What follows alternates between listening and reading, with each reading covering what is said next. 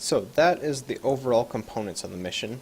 Now we'll step into the scripts folder and we'll go into the first script, which is spawning units.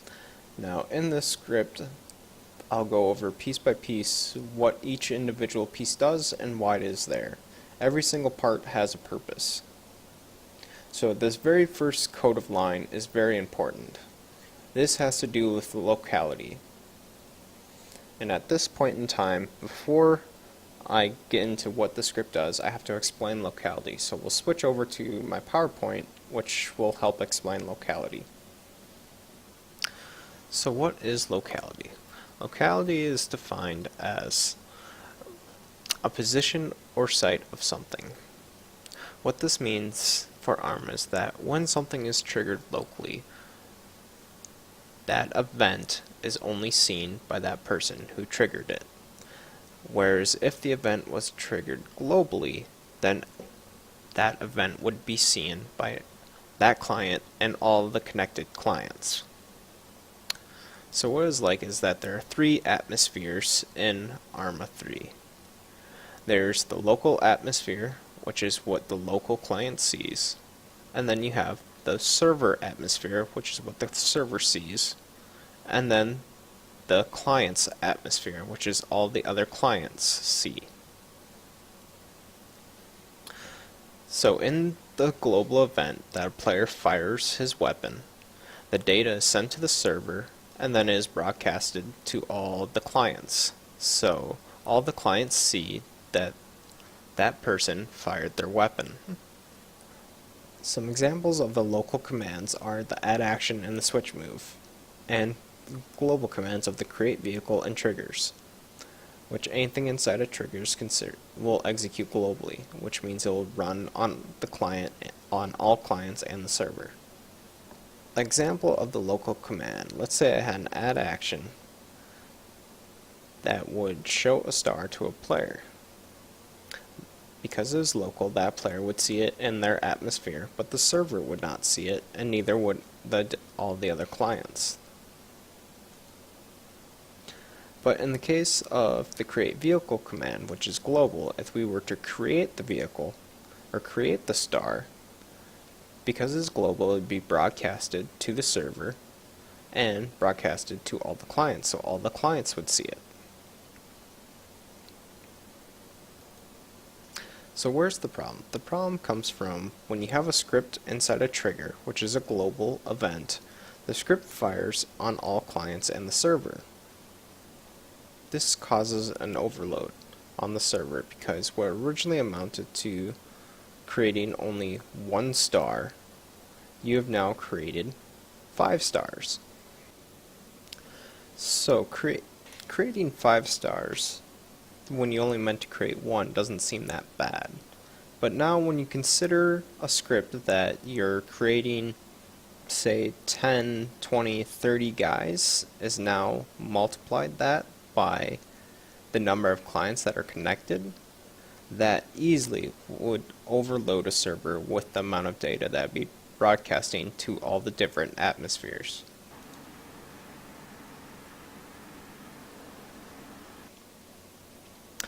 Alright, so coming back to our script, you'll see here that we have this first if statement, which is a condition statement, and saying that if it is not the server, exit with nothing.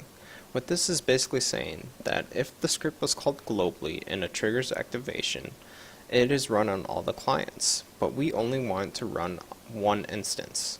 So we only want to run it on the server. So if it's not the server, don't run the script. The next statement we come down to is the private array. This is basically where we store all our private variables. This allows us to use the variables within loops in the script, and it also keeps them locally so that the variables cannot be called from other scripts. After the private array we have my variable, which is a variable I declared 0, which is basically a simple counter.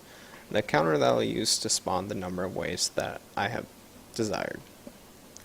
The next variable we have is the size variable. This is the size of the groups that I will create.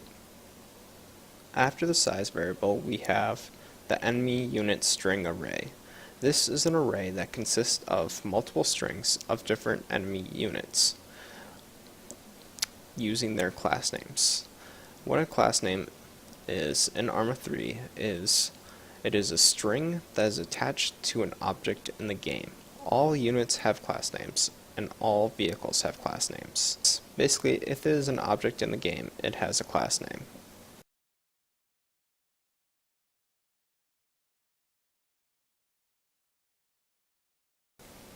After that, we have our spawn point string array, which consists of markers that are named in the game accordingly, all the way up to sp2_9.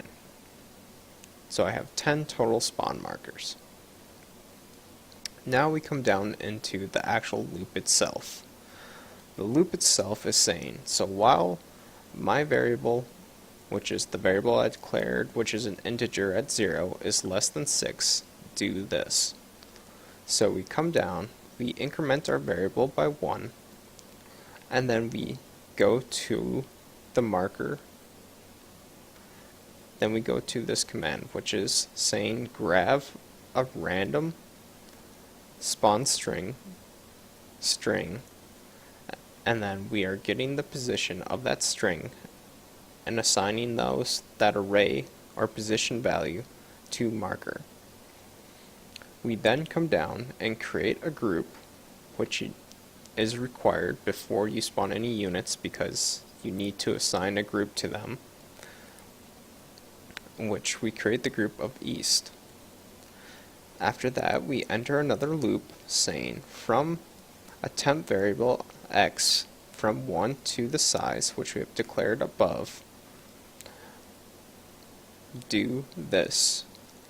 So we're going to again call a random string from the array, which is an enemy unit, and assign it to a variable. We then create that unit at the position of marker and join them to the group of squad inf. And then we sleep for 1 second. Now this sleep is very important. This is very important because with the create unit, because it is a global command, it will broadcast to all the other clients. So that takes time. We don't want to create 50 units in 0.00 milliseconds and send that all out at once to all the clients. We want to create one unit, let the server send out the data, and then go in and create another unit. This keeps the server operating at maximum performance. And then I come down and I add another group. This group is not necessarily needed, but I add this to add a more spread when spawning units, rather than having groups clustered onto one specific spawn point. So once we come through the end of those two loops, we come down to the bottom and we go back to the top, and we increment our variable by 1 again, because the condition statement is still true. My variable is still less than 6, and we repeat the process.